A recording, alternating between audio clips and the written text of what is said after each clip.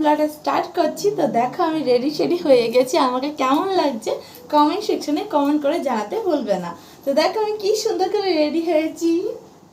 তো ভাবছো অবশ্যই যে এত রাতের বেলা রেডি হয়ে কোথায় যাচ্ছি, না ঘরেই কি করছি।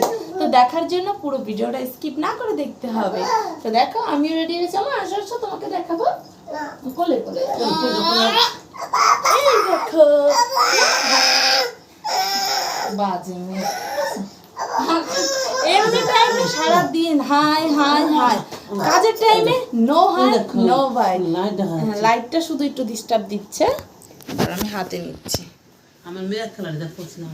হ্যাঁ, বাবা আর মেয়ে একটু বেশি ভালোবাসা, তাই এক কালারে পড়েছে, আর আমি মা একটু আলাদা, তাই একটু আলাদা কালারে পড়েছি।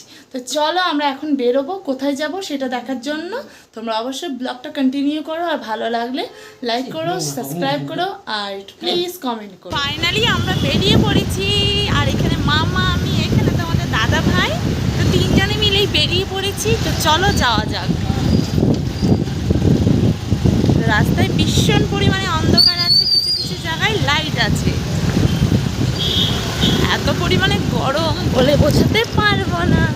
তোমাদের সাথে কথা বলতে বলতে দেখো পৌঁছে গেছি। তোমরা কি ভাবছো যে আমরা তিনজনেই যাচ্ছি? না না, আরও দুজন যাচ্ছে আমাদের সাথে। তো এই দুজন কে তোমরা অবশ্যই বুঝতেই পেরে গেছো দেখে। তো হ্যাঁ, শিল্পী দিদি আর সাথে রয়েছে দাদা। তো যাই হোক, তো সবাই মিলে আমরা বেরিয়ে পড়েছি। তো এখন যাচ্ছি রাস্তা দিয়ে, ভাবলাম তোমাদের সাথে সব কিছু শেয়ার করি।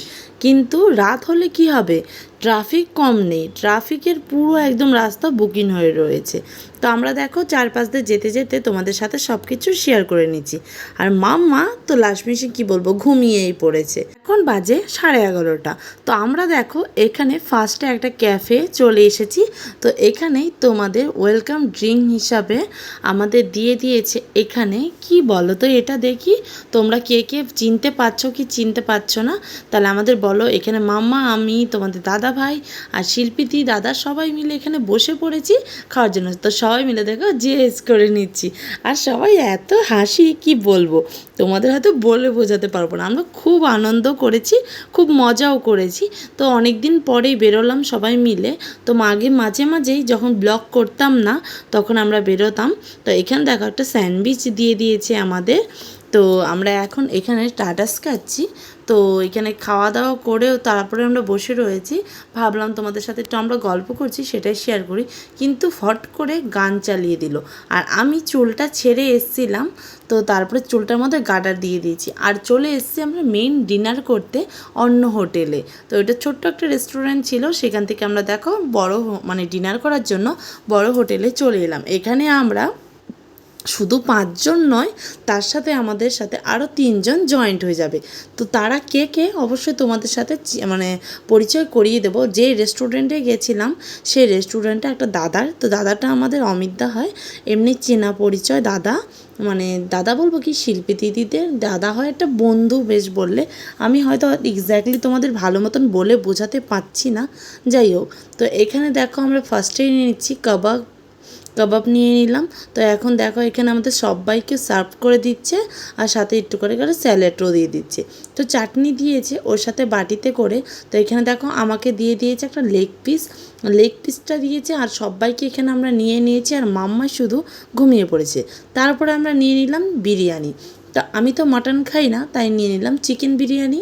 তো একটা চিকেন বিরিয়ানি নিয়েছি, আর ওরা নিয়েছে মাটন বিরিয়ানি।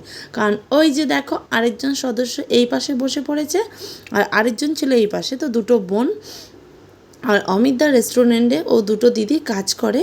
তো দেখো তোমাদের সবাইকে দেখিয়ে দিলাম, এখানে দেখতেই পাচ্ছ। আর ওরা খাচ্ছে চাউমিন আর খাচ্ছে কাবাব, আর আমরা নিয়ে নিচ্ছি বিরিয়ানি, কাবাব, সব কিছুই অল্প অল্প করে ট্রাই করেছি, আর মানে টেস্ট করেছি, ট্রাই করেছি বললাম, ভুল বলে ফেলেছি, সরি।